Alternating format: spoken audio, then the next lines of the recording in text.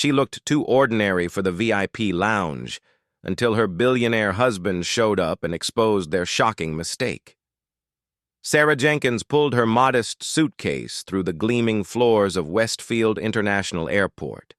Unlike the business people, rushing past in tailored suits or the tourists in designer outfits, Sarah wore simple jeans, a plain sweater, and comfortable sneakers.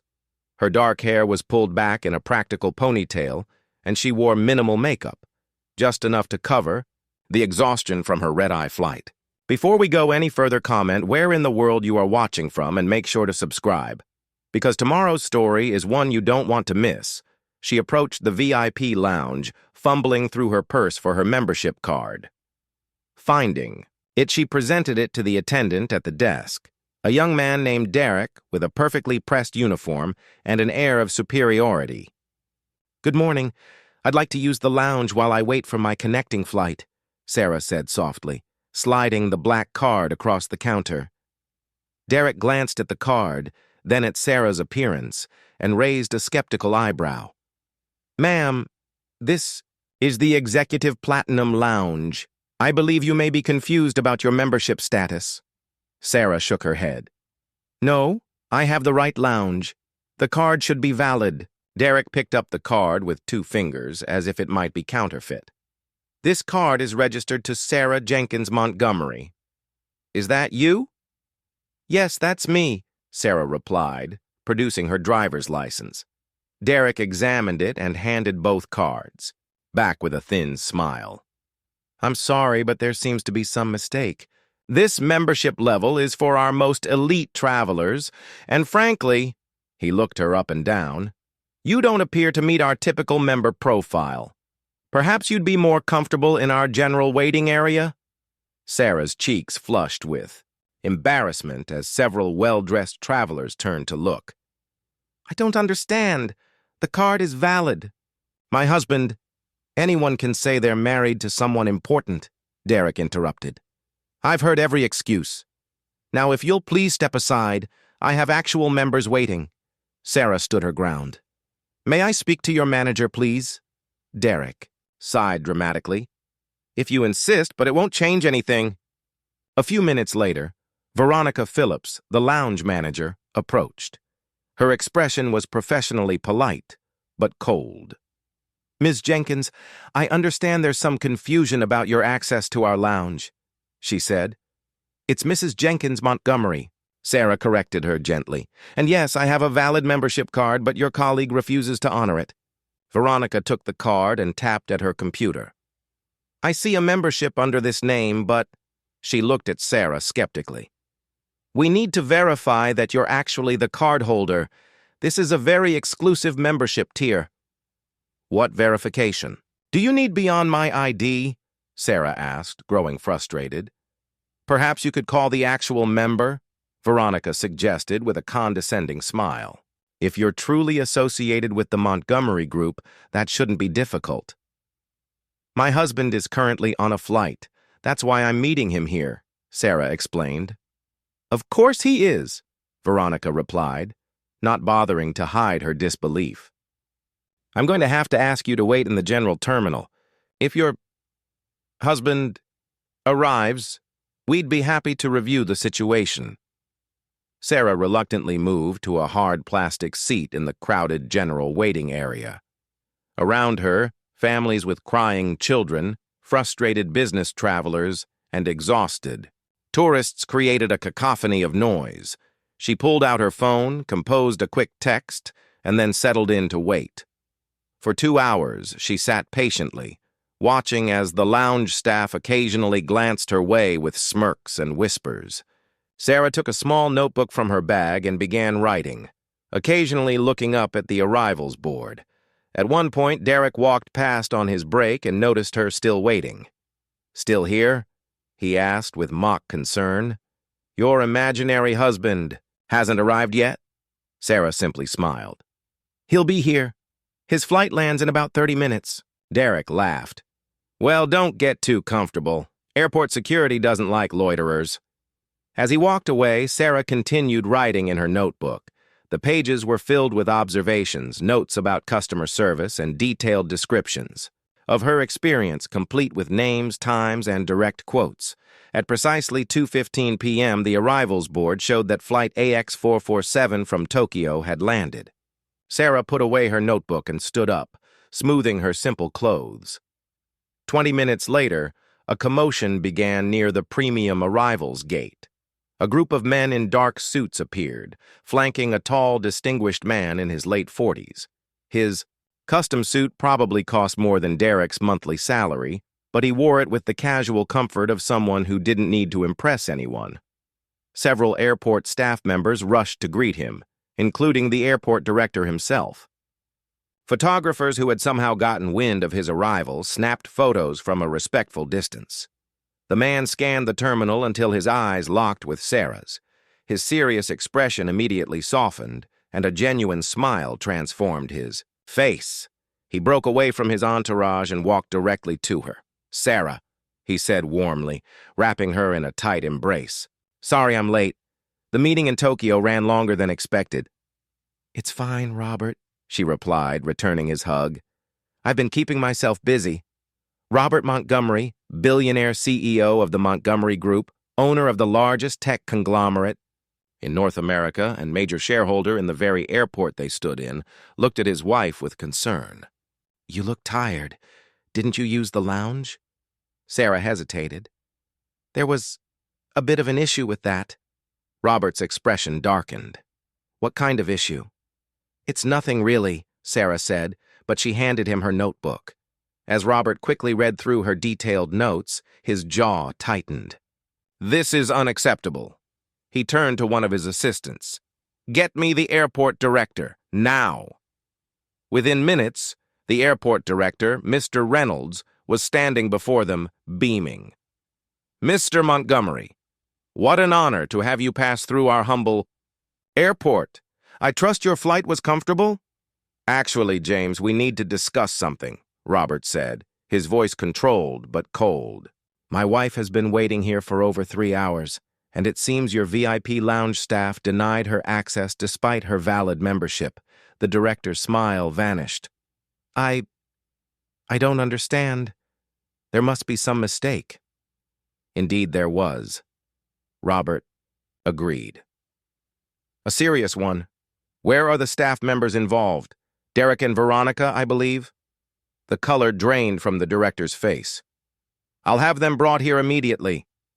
5 minutes later, Derek and Veronica were standing before the group, their expressions shifting from annoyance to shock as they recognized the man standing beside the woman they'd dismissed. "Is this the woman you refused entry to our executive Platinum Lounge?" Robert asked, his voice deadly quiet. Derek swallowed hard. "Sir, we have protocols." "Protocols that include judging people by their appearance?" Robert interrupted. "My wife prefers to dress comfortably when she travels. She doesn't flash designer labels or flaunt her wealth. That's one of the many reasons I love her." Veronica stepped forward. "Mr. Montgomery, if we had known—" "That's precisely the problem," Robert cut in. "You shouldn't need to know who someone is to treat them with dignity and respect. Sarah showed you a valid membership card and identification. That should have been sufficient." The airport director looked like he might faint. "Mr. Montgomery, please accept our deepest apologies. This is not how we train our staff to behave." Robert turned to his wife. "Sarah, what do you think would be an appropriate response here?" The tension in the airport terminal was palpable as Robert Montgomery, his expression steely with controlled anger, turned to his wife and asked what she believed should be done about the situation. This moment was critical, not just for Derek and Veronica, who stood trembling before them, but for the entire culture of the airport's customer service.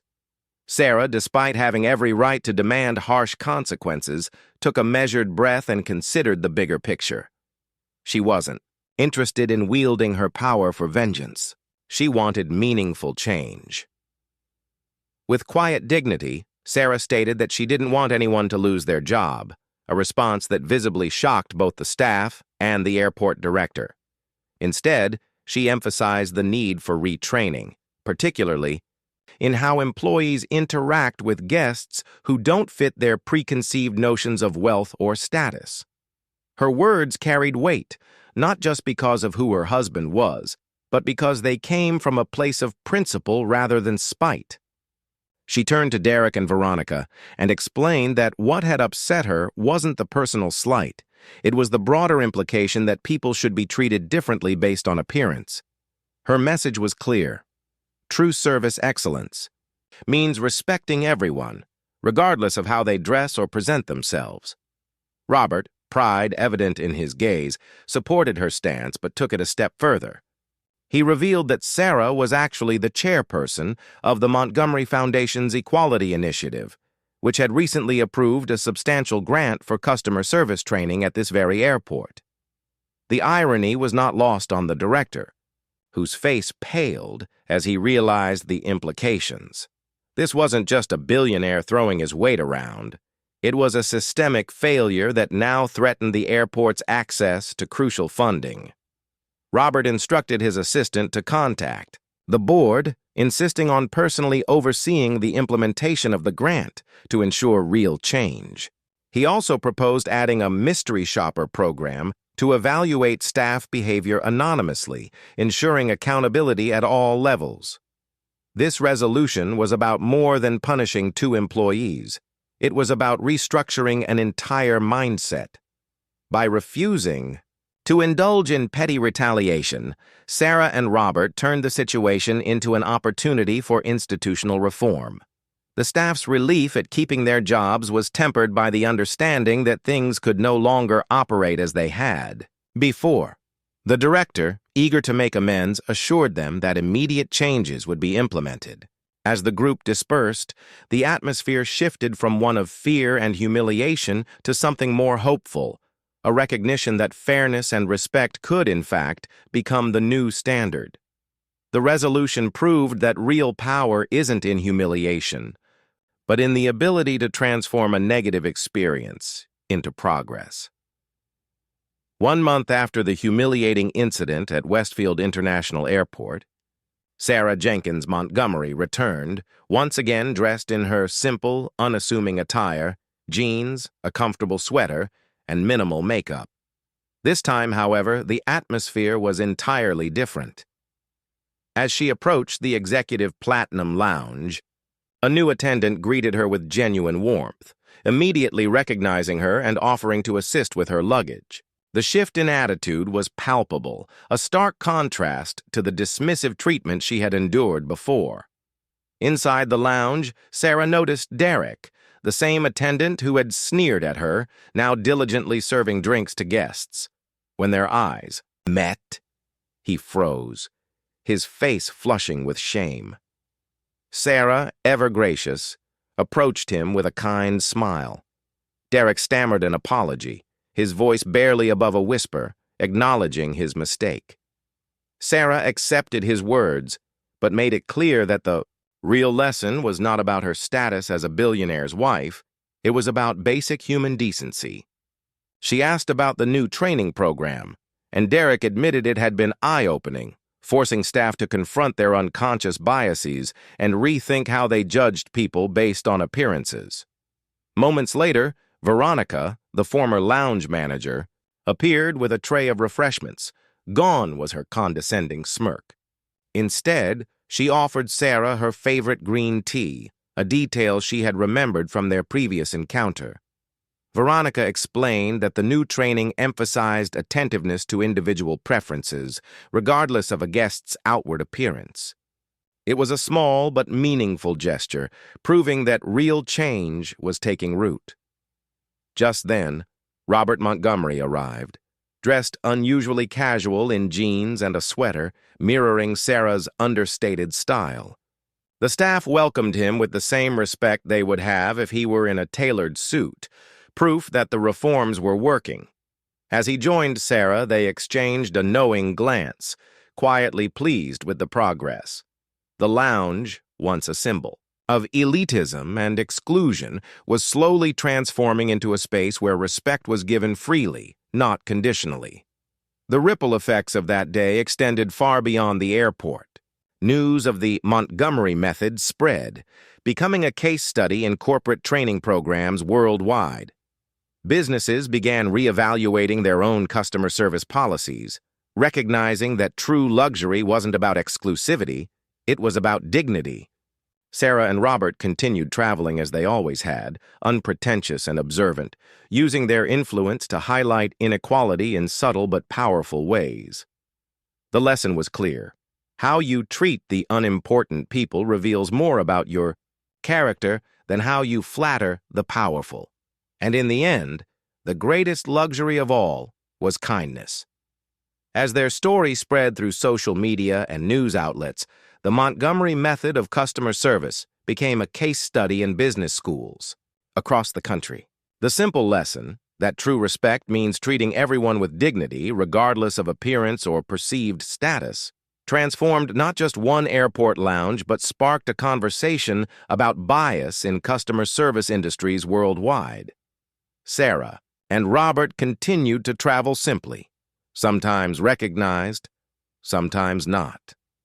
But they always noted how they were treated, believing that the true measure of a society isn't how it treats the visibly powerful, but how it treats those who appear to have no power at all.